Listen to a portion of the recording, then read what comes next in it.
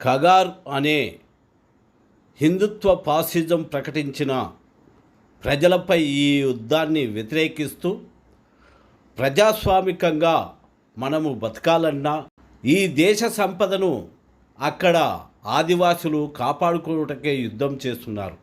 వారికి మనం మద్దతునివ్వాల్సిన అవసరం ఎంతైనా ఉంది.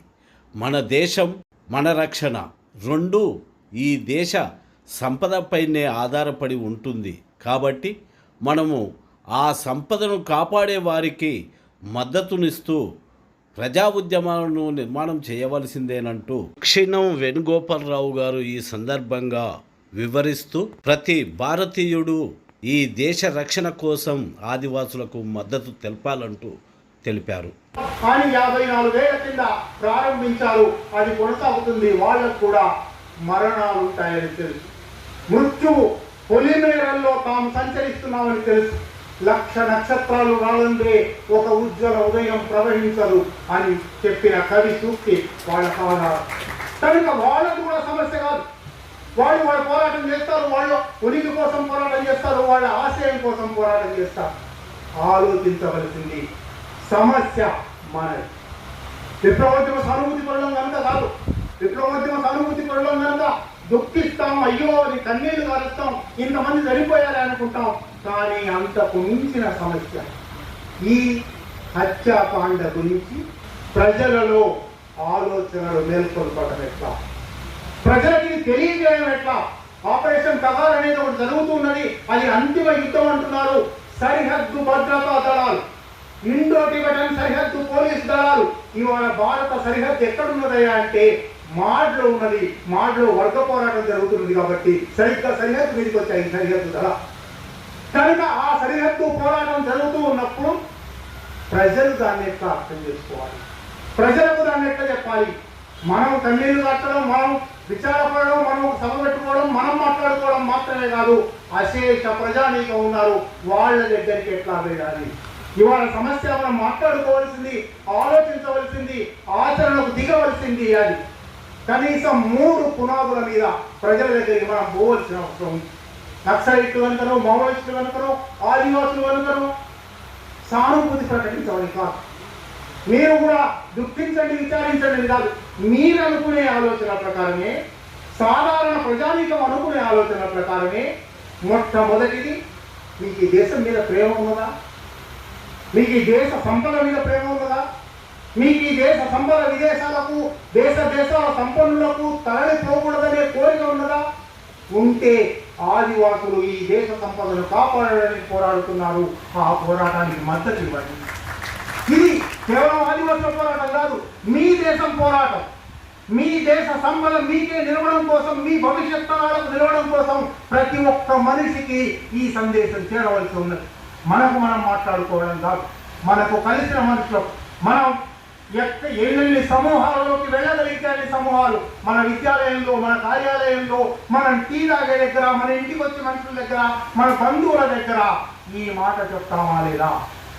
ఈ పోరాటం మావోయిస్టులది కాదయ్యా, ఆదివాసులది కాదయ్యా, ఈ దేశాన్ని, ఈ ప్రజలది.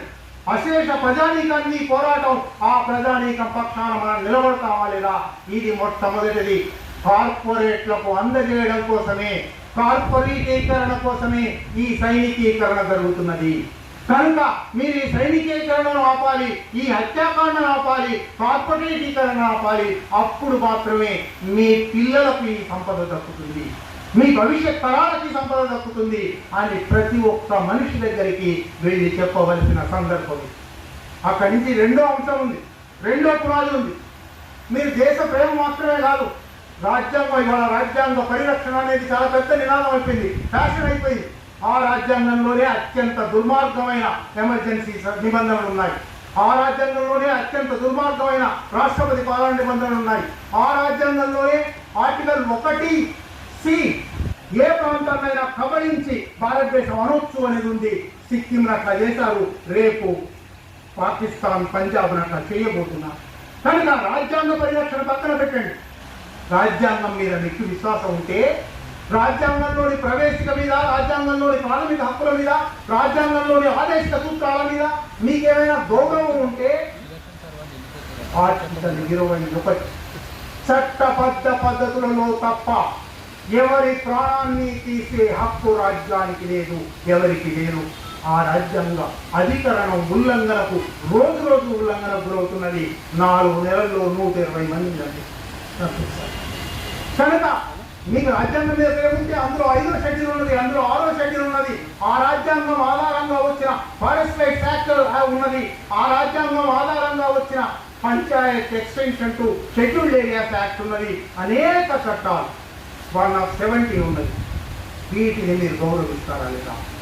మీకు రాజ్యాంగం మీద గౌరవం ఉంటే మీరు మొట్టమొదలు చేయవలసిన పని ఈ హత్యాకాండను వ్యతిరేకించడం, ఈ హత్యాకాండను నిరసించడం, ఈ హత్యాకాండను ఖండించడం, ఈ హత్యాకాండ పట్ల మీ ప్రతిఘటన తెలపడం. ఇవి రెండు కూడా పక్కన పెట్టండి. చాలా వివరంగా మాట్లాడవచ్చు, అంత సమయం లేదు. 3వ అంశం మాత్రం చెప్పి ముగిస్తాను. 3, మీరు దేశ ప్రేమ సంగతి పక్కన పెట్టండి, రాజ్యాంగ గౌరవం సంగతి పక్కన పెట్టండి. మీరు మనుషులేనా? అసలు మనిషి అయితే తోటి మనుషుల నెత్తురు నదులుగా మారుతుంటే, ప్రాణహితలో ఇంద్రావతిలో రోజు నెత్తురు మారుతుంటే మనిషి అయినందుకు కదలిక ఉన్నదా లేదా? మీకు హృదయం ఉండవలసిన చోట ఉన్నదా లేదా? రోజు రోజు పత్రికలు చదువుతూ ఉన్నారు కదా, రోజు రోజు టీవీలు చూస్తూ ఉన్నారు కదా. ఆ అమాయక ముఖాలు, ఆదివాసి ముఖాలు, కొన్ని మావోయిస్టుల మీద మీకు భిన్నాభిప్రాయాలు ఉంటే, వ్యతిరేకత ఉంటే, వాళ్ళు సాయుధులుగా ఉన్నారు కాబట్టి సాయుధ సైన్యాలతో తలపడ్డారనుకుంటే ఆదివాసులు ఏం చేశారు? ఇప్పుడైనా మనిషిగా మీరు స్పందిస్తారా? మీ హృదయం ఉండవలసిన చోటనే ఉన్నదని చెప్పుకుంటారా లేదా? ఇది ఇవాళ అడగవలసిన ప్రశ్న. ఈ 3 ప్రశ్నలు ప్రతి ఒక్కరిని అడగాలి. మీకు దేశం మీద ప్రేమ ఉన్నదా? మీకు రాజ్యాంగం మీద గౌరవం ఉన్నదా? మిమ్మల్ని మీరు మానవత్వం ఉన్న మనిషిగా గుర్తించుకుంటారా? 2 కాళ్ళ జంతువుగా గుర్తించుకుంటారా? ఇది ప్రతి ఒక్కరి ముందర పెట్టి అప్పుడు మాత్రమే ఆపరేషన్ కగార్, వాడు ఆపరేషన్ కగార్ అన్నాడు. నిజంగా ప్రజలందరూ కలిసిన నాడు ప్రజల ఆపరేషన్ కగార్ మొదలవుతుంది. ప్రజల ఆపరేషన్ కగార్ మొదలైనప్పుడు అటువైపు ఆపరేషన్ కగార్కి అనేక ఆటంకాలు ఉండవచ్చు, అది గెలవకపోవచ్చు. కానీ ప్రజల ఆపరేషన్ కగార్ గెలిచి తీరుతుంది. ప్రపంచ చరిత్ర రుజువు చేసింది.